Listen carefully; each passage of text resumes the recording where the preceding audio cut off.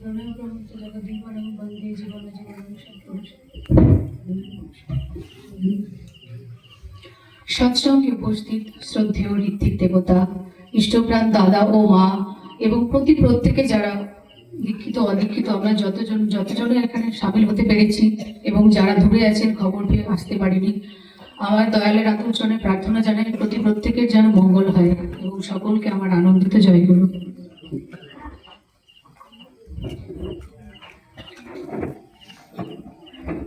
ঠাকুর বলছেন, এক আদর্শে অটুট থেকে প্রত্যেকে যখন পরস্পরের স্বার্থসেবী সংগঠিত তখন। আমরা এই এক আদর্শকে নির্ভর করে বেশ করে আমরা প্রত্যেকে জানি না বহু দূর থেকে হয়তো আপনারা এসেছেন আমাদের ডাকে সাড়া দিয়ে, একমাত্র তাকে ভালোবেসে তার আদর্শ মানে নিজেকে রাঙিয়ে তুলতে। তো আমরা এই চেষ্টাই করব।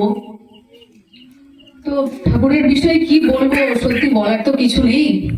আর এ হাউজার ম্যানদা তার আমেরিকান সোলজার, যিনি ঠাকুরের একনিষ্ঠ ভক্ত, ঠাকুর সম্পর্কে তিনি তার বই ওশেনিরে চিকাপে লিখছেন, ঠাকুরকে ডেসক্রাইব করছেন তিনি তো ওশেন। তাকে আর আমাদের এই ক্ষুদ্র বোধ বুদ্ধি অনুভূতি দিয়ে আমরা কতটুকুই বা তাকে ডেসক্রাইব করতে পারবো, তাই না?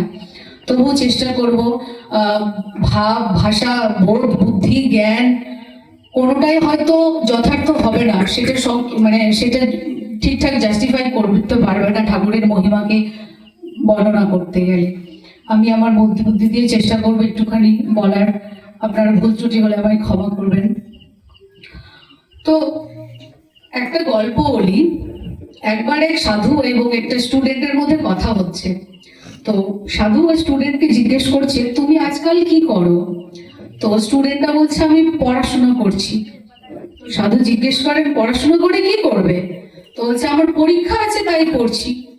তখন সাধু আবার জিজ্ঞেস করছেন, পরীক্ষা দিয়ে কি হবে? তো বলে, একটা ভালো সার্টিফিকেট পাবো। সাধু আবার জিজ্ঞেস করছে, সার্টিফিকেট দিয়ে তুমি কি করবে? তখন স্টুডেন্টটা বলছে, জব পাবো। তারপরে সাধু আবার জিজ্ঞেস করছেন, জব পাওয়ার পরে কি করবে? সাধু আবার বলছেন, টু লিভ লাইফ, জীবন যাপন করব। সাধু আবার জিজ্ঞেস করছেন, জীবনটা কার জন্য? তখন ও একটু বিরক্ত হয়ে গেছে অনেকক্ষণ প্রশ্ন শুনতে শুনতে। ছেলেটি বলছে, মরতে তো পারি না, বাঁচতে হবে, সুইসাইড করা তো মহাপাপ, তাই বাঁচার জন্য টাকা লাগবে। তখন সাধু বলছে, আরে বাছা, চড়ছো কেন? বাঁচবে যে to live my own life. ও এরকম করে জবাবটা দিয়েছে। তখন বলছে, না, life is not for to live your own life is not the perfect definition for the purpose of life. তাহলে আমরা কি করব? তিনি বলেন যে live for others. Live for others. আমাদের আশেপাশে যদি আমরা তাকাই, প্রত্যেকটা প্রাণী, যে কোনো পশু পাখি, যে কোনো ধরনের প্রাণীকে আপনারা দেখবেন, গাছপালা, সবজি, যা কিছু আমাদের আশেপাশে যেটা নিয়ে আমাদের সবকিছু চলে, অ্যানিমাল, সবকিছু যে এনভায়রনমেন্ট নিয়ে আমরা বেঁচে আছি, সব যে আমাদের আশেপাশে যা কিছু আছে, সবাই কিন্তু নিজের জন্য বাঁচে, কিন্তু অন্যকেও বাঁচায়। গম কিন্তু জানে না যে আমি ডালিয়াতে রূপান্তরিত হয়ে সবার পুষ্টি নিউট্রিশন যোগান দেব, তাই না? তো সে জানেও না, গাছ জানেও না ও কিভাবে মানুষের যোগান দিচ্ছে। ঠাকুর বলছেন, ধর্ম বলে তাই, নিজে বাঁচা বাড়ায় যাতে অন্যে যোগান পায়। তো আমরা তো ওই হচ্ছে কথা যে আমরা সত্যি কি আমাদের এই জীবনটা, what is the purpose of my life? আজকে বর্তমান সমাজকে যদি আমরা দেখি, আমরা অত বেশি সেলফ সেন্টার্ড হয়ে গেছি, এত বেশি ইন্ডিভিজুয়াল হয়ে গেছি, নিজেদের স্বার্থের বাইরে আমরা বেরিয়ে আসতে পারি না, কখনো বুঝতে পারি না আমাদের লাইফটা কি।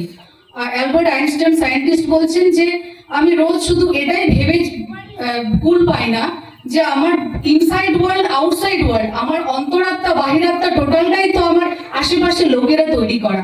আমার নিজের তো কোনো কিছু নেই। আমি কি স্বপ্ন দেখবো, কিভাবে তৈরি করবো?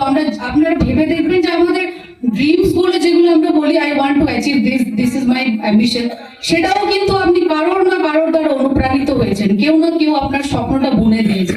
তো আমাদের কিন্তু নিজেদের সত্তা বলতে, সত্যি ঠাকুর বলছেন, অহংকার যেখানে মিলিয়ে যাবে, তো আমরা হচ্ছে আমরা তার আদর্শ নিয়ে চলবো। আমাদের আসলে নিজে তো অবশ্যই বাঁচবো, কিন্তু ওই যে বললাম না উদাহরণ দিয়ে, যে গাছপালাও জানে না যে তারা কিভাবে আমাদের যোগান দিচ্ছে। ময়ূর কিন্তু জানে না যে আমার ডানাটা দিয়ে কলম লেখা হয় সেটা দিয়ে। তো এই যে আমরা যেন অন্যের, নিজে বাঁচবো এবং অন্যের বাঁচা বাড়ার যোগান যেন দিতে পারি, এটাকেই ঠাকুর এভাবে আমাদেরকে বাঁচা বাড়ার কথা তিনি বলেছেন বারবার করে, বাঁচা এবং বাড়া। ঠাকুর বলছেন পড়শিরা তোর নিপাত যাবে, তুই একা বেঁচে সুখ খাবি বুঝি, যা ছুটে যা ওদের বাঁচা, ওরাই যে তোর বাঁচার পুঁজি। এটাই ঠাকুরের সর্বোপরি। আমরা যদি তার সমস্ত বইপত্র দেখি, মোদ্দা কথা তিনি এটাই বলতে চেয়েছেন, তুমি তোমার নিজ দেশ দশের ভবিষ্যতের জন্য দায়ী। তাহলে একটা আমাদের আশেপাশে যা কিছু হবে, ভালো মন্দ সবকিছুর জন্য কিন্তু আমরাই দায়ী। তাহলে আমাদেরকে সেইভাবে নিজেদেরকে, আমাদের পার্সোনালিটি ডেভেলপমেন্ট সেভাবে করতে হবে, চাল চলন ব্যবহার বাক্য সবকিছু দিয়ে আমরা যেন, তিনি তো প্রেমের, ঠাকুরকে জিজ্ঞেস করা হয় যখন আপনার সোর্স কি, ঠাকুর বলছেন আয় আমার মানুষ, ব্যয় আমার ভালোবাসা। তিনি শুধু প্রেম, তার কাছে কোনো সোর্স নেই, তিনি শুধু প্রেম বিতরণ করেন। তাহলে আমরা সেটাই চেষ্টাই করব, প্রত্যেকের মধ্যে আমাদের পরিবেশ, যেখানে আমরা যাই, যে পরিবেশে থাকি, সবাইকে নিয়ে যেন, সবাইকে যেন ঠাকুরের দিকে এগিয়ে দিতে পারি। ঠাকুর তো মানুষ ভালোবাসেন, মানুষ ছাড়া তার আর কিছু চাই না। তো আমরা চেষ্টা করব আমাদের আশেপাশের প্রত্যেকে ঠাকুরমুখী যেন করে তুলতে পারি, এটাই প্রার্থনা করি। ঠাকুর বলছেন এক প্রাণতার মমত্বেতে পরস্পরের সমাবেশ, নিরন অটল হলে জানিস একটি দানায় বাঁধবে দেশ। তো আমরা সেই চেষ্টা করব, তার আদর্শ মেনে যেন আমরা একসাথে একই আদর্শ মেনে সবাইকে নিয়ে একসাথে চলতে পারি। সকলের মঙ্গল কামনা করে এখানে আমি আমার বলা শেষ করছি। জয় গুরু।